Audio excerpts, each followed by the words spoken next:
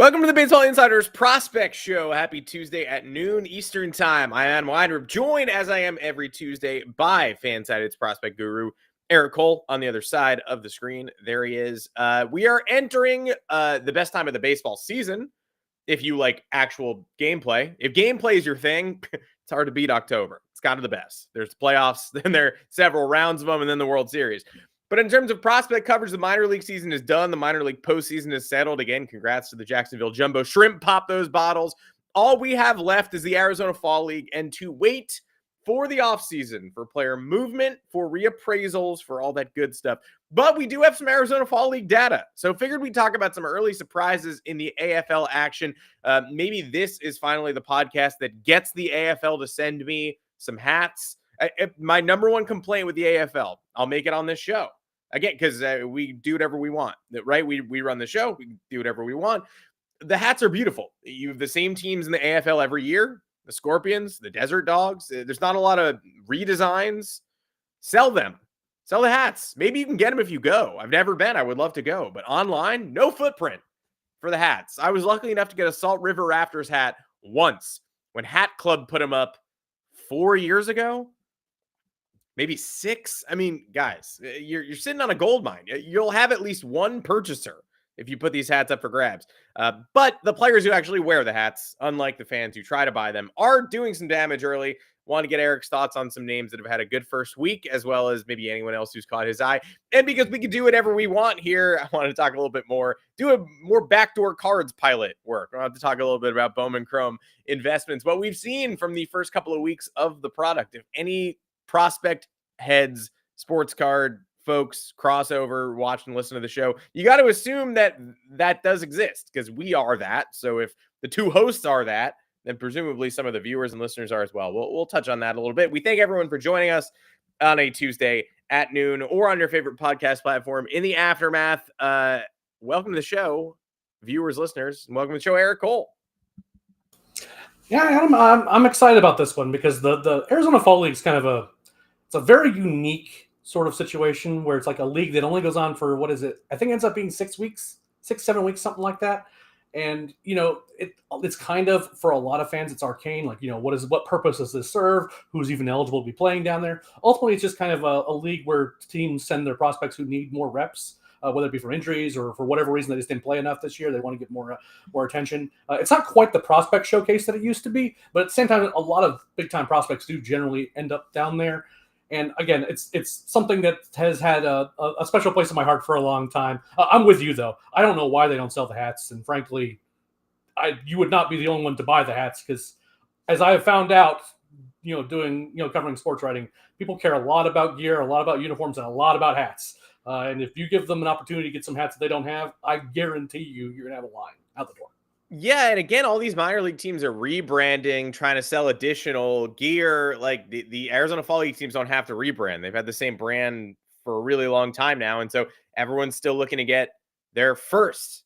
Maybe if you sell enough merch, you'll need to entertain a rebrand in the future. These guys can be the, pancake heads or the banana slugs or whatever. And you can do, 1 week of special edition gear. But for now, we just want the OGs. So if this message reaches the right ears, hopefully some change may actually be enacted. And again, big news on the Baseball Insiders front, not necessarily the prospect show. Silver Slugger coming out. I mean, we're 3+ weeks away from the reveal of the winners. Again, you'll find that right here on the Baseball Insiders. The nominees drop next week.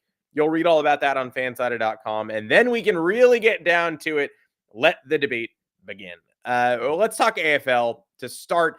And I want to get your thoughts on some guys who've caught your eye and, thoughts of your own. But first, I wanted to go through a few of MLB pipeline standouts and get your thoughts on their early returns and performance.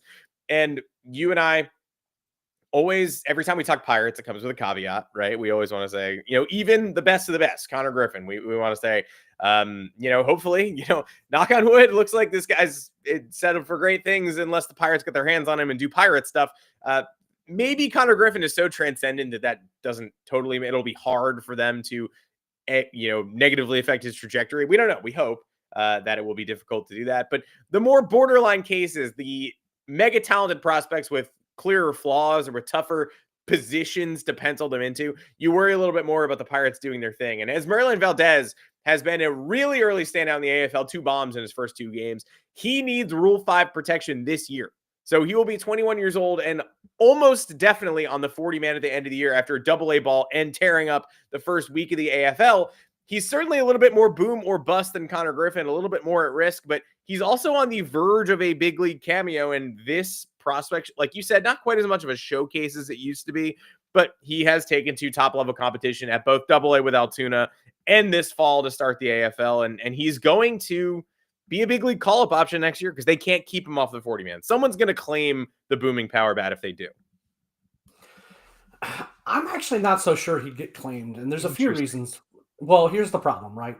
He before this year, Esmerlyn wasn't like a particularly like a prospect of note for most people. And when you have a guy like that who's been slow to develop, I mean, he was signed 4 or 5 years ago, and he's been a slow to develop bat who is not like a defensive wonderkind or anything like that. And yes, he needs Rule 5 protection if you're worried about him getting picked. But generally speaking, guys with limited experience at Double-A or above, and again, he has just maybe 50, 60 games at Double-A, and that's it. It's a question of, do you really want to carry this guy on your 40-man, on your active roster, and use that spot on a guy who has not proven that he can, over a longer sample, can hit even upper level of the minors pitching. And that's why you don't see a lot of bats picked in the Rule 5, unless they're corner case example, like a former top prospect who had 2 bad years and then comes back up with a big year and has been in the minor leagues forever. That's a guy that might get picked by a team hey, you know what? He's been in AAA for 2 or 3 years now. We can throw him on our bench, and if he turns into something great. But in the case of Esmerlyn, and then another name is kind of similar is Wilfredo Antunes, I believe is his name. Those are kind of 2 bats that they are boom or bust. They could be interesting. They could turn into real prospects, right? They had good weeks this week. This is something that could happen. But I don't think this winter is when another team would bet a Rule 5 pick on picking them. But it could make them more attractive trade pieces and for teams that would like to move things around. And that's where the Pirates might screw things up, right? Because they love to make trades, and they love to make trades for players that frankly don't cost much money.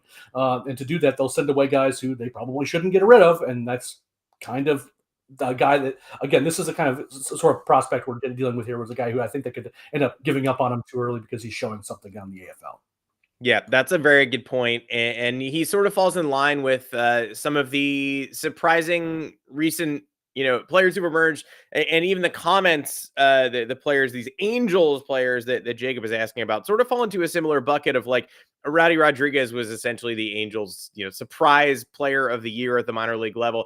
And that will immediately make an Angels fan think, okay, how do we find enough room for him? Meanwhile, the Angels fan is also already scarred over watching guys like Joe Adell stall out at the big league level and then finally emerge 3 years later, but also not quite emerge as what they were hoping they would have emerged as 2 or 3 years ago. But Rowdy is in the AFL with the aforementioned Salt River Raptors, who I guess are my team by default because that's the hat that I own. So thoughts on the Angels, folks, and we appreciate the question, of course, but thoughts on, I think that Rodriguez feels similar to Esmerlyn Valdez as well in terms of the numbers are pretty excellent. The track record is not long. He's coming out of rookie ball back-to-back years. This is his first year of full season ball. So upper level contributions for Valdez in comparison. This is a 22-year-old who doesn't have the track record of Valdez, even if Valdez's track record is just over a year. But thoughts on the Angels here and an odd system that just gets stranger. I think that's a fair thing to say, that it's definitely it's an odd system run by an organization that does things pretty much differently than everyone else, I would say. Look, I'm with you on Rodriguez. I think that he is interesting and that he had a good year. But at the same time, I don't think it should change all that much, his performance this year. But what we'd like to see is him playing well over extended innings. And that's what the AFL's for, is getting those extra innings, see how he continues to hold up and pitch well. Flores as a catching prospect is kind of an interesting name, and he's been around for a while. I think he's top 20 somewhere in their prospect list. You want to see him he has all this potential both as a hitter and as a catcher. But the numbers didn't really bear that out this year with Flores. And I think that what they're trying to do is get him some more experience to kind of get more data on him to make a decision as to how hard to push him, or even to push him at all and potentially put him in like trade talks, for example. This is another case where I could see them wanting more data and putting him in front of more eyes. And if he has a good season, because again, it's not like Logan O'Hoppy's going anywhere, right? Mm-hmm. So he didn't have a great year, but I don't think Juan Flores is going to be pushing him off that position either. So I think that the two guys that you kind of mentioned are guys that I think the Angels would like to kind of, be put in some other trade conversations, not necessarily super high on their, fast track to the big leagues, put them in the big leagues after 6 months thing that they like to do. But at the same time, I could see them turning into something. And then after that, it just kind of comes down to if the right deals come along to include them, or if they can kind of turn themselves into something more. It wouldn't be the first time that happens. The O'Hoppy chasm is a funny one because I think you and I are like, there's no way they're ending their relationship with Logan O'Hoppy. And I do think Angels fans at this point are kind of wondering, is this a guy that we do move off of before we get burned, before we extend? Did I see enough in 2025 to ensure for me that he's the catcher of the present and future? So we appreciate the Angels question. We see where you're coming from there. I think we're a couple steps back from the edge of the ledge on O'Hoppy, and I think maybe that's the objective perspective, but who's to say who's right, who's wrong? I think this year is going to be a crucial one for him, and we'll know more about the Angels catcher building blocks afterwards as well. Okay, back to the task at hand. Another name in the AFL I want to talk about, Seaver King, who MLB Pipeline said, quote, might have had the best all-around week of any AFL hitter. That is a top draft pick of the Washington Nationals and a stacked top of the draft who has not taken the steps forward that the rest of his class has. Now, one good week in the AFL does not a performer make, but noteworthy that, again, in a league where some of the eyes may be off these days, slightly less attention, slightly less of a showcase, you're not seeing 12 of the top 30 prospects showing up to the AFL this year. Does Seaver King's strong week prove anything to you about the direction that he might take in the next year when he shows up for opening day next year? How much writing off are we doing of Seaver King? I wasn't really writing him off even when he was bad in the regular season, and he was not good in the regular season, minor league regular season. Yeah. Just to be clear, but he was just such a good hitter in college that I found it hard to believe that what we were seeing this year was real. And at least his stint in the AFL is showing that it's still in there. He's still capable of being a good baseball player. I just don't. It doesn't change his trajectory for me, but that's because I wasn't as down on him as I think others were. I think he's still a very good hitting prospect, and I think the Nationals did well to pick him up when they did. But, I mean, again, the numbers were bad this year, so you kind of wanted to at least see him show something down in the AFL. Now, you're right. It's 1 week, right? And it's week one where, like, the pitchers are still kind of figuring out, what they're doing. They're not in the same sort of roles they're used to being because they're only throwing a couple innings at a time. So it's not something I want to draw too many conclusions about. And in some respects, a guy with from a preeminent college program, some of the prospects he's going to be going up against are not nearly as advanced as he is. So maybe it's not as the level of competition isn't what we want it to be in terms of figuring out if King is good or not. But if he has a good AFL, then I think it's a lot easier to write off what was a bad 2025 season. If he has this one good week and then he struggles again, then it starts to feel a little bit more like maybe those numbers this year in the regular season were real. Yeah, I love when you bring the perspective of these guys don't typically lose it year over year. Like if someone was as good a college hitter as Seaver King was, yes, with flaws, no one's arguing for immediate graduation to the bigs, but we are saying that it was in there so recently that we're not discounting a top 10 pick and a deserved top 10 pick because of a difficult year where he was pushed to the AA level in Harrisburg after a difficult start at high A, and they just said, who cares? Bring him to Harrisburg anyway, because this is a college bat and we need to see what this test brings us. It didn't bring us much data to be proud of. It brought us some data and high quality data, but we don't really know what we've got here. But you're right, it doesn't disappear year over year. Most impressive week in the AFL. They don't give out awards for that, but it is nice to see, and certainly I think some Nats fans who are dreading what this might look like might be a little more satisfied today. And speaking of dreading what this might look like, Hagen Smith, he's going to get another start this week. So again, the numbers are going to keep on climbing. We'll know more about where the ERA sits by next week's show. But first outing, 3 shutout frames, 3 hits, a little bit of traffic on the bases, but 4 Ks. Again, hard to be determinative about that. But for a guy who's been hit with the reset button several times already this year, hard to argue with what he gave you in his AFL debut. No, you can't really argue with it. And that's what you would have hoped for out of him, is to pitch well. Because Hagen Smith was, again, and remains one of the best pitching prospects in baseball. It's just, there seems to be a lot of reworking. Obviously, there's some injury concerns there as well. So you kind of wonder what's going on, and you wanted to see him come into the AFL and be able to throw multiple innings and look dominant like he did.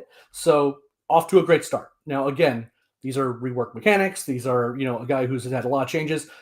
Do all the adjustments stick? Do they actually work over long term? Can hitters, has it changed how hitters perceive his pitches, his release point, whatever? There's a lot of things that, like, the more a guy once a guy makes a change, he might look really good that first start back, which is kind of what happened here. But then hitters understand, okay, maybe his release point's a little bit lower. I need to start looking for this, or that means his pitches are not going to do this because of how he's throwing it, and they can make adjustments from there. Now, if it sticks and hitters still can't pick him up, then, obviously that's great news. But I'm not going to draw too many conclusions from it. But it is nice to know that he's alive, because the constant resetting of him, and he was probably one of my favorite pitching prospects in baseball until he kind of had to deal with his weird stuff this year. So I'm glad to see that he's still healthy and seems to be doing well. Yeah, if the AFL is no longer the preeminent prospect showcase, it's a solid proof of life showcase, and we thank them for giving us Hagen Smith after the fact. Again, AFL, a good place. Again, if it's not like the upper tier stage, if it's not the futures game, it's a good spot to get your looks in, have somebody show us what their rework mechanics can do. And for the collectors out there, it's a great spot to send your single signed cards to get autographed and returned in a self-addressed stamped envelope. That was sort of how I used it as a kid. As a teen, let's be honest, I was not quite a kid. Maybe I was writing some handwritten letters with the left hand to make it look a little more childish. I was not above those tricks. No, I don't think I ever actually did that. But it's a great spot to connect, for fans to connect with their favorite prospects as well. But for the collectors out there, it's worth, I think, closing today's show with a note on the way that we've attacked and seen the market develop over the first couple of weeks of the Bowman Chrome release. Eric likes to make fun of me. I'm an insane person. My birthday is this week. I have 2 Mojo boxes waiting for me. I will not open them until my birthday occurs. So for those on birthday watch, Friday, we're going to be breaking. So I'll let you know if I pull any worthy hits. But we've already seen, I think, certain strategies change in investing in the first couple of weeks of this product. I was early talking to Eric about, like, hey, I don't know, is it crazy? I know the prices are already kind of high. Is it crazy to do like a Cam Schlittler thing, like buy into a couple of breaks?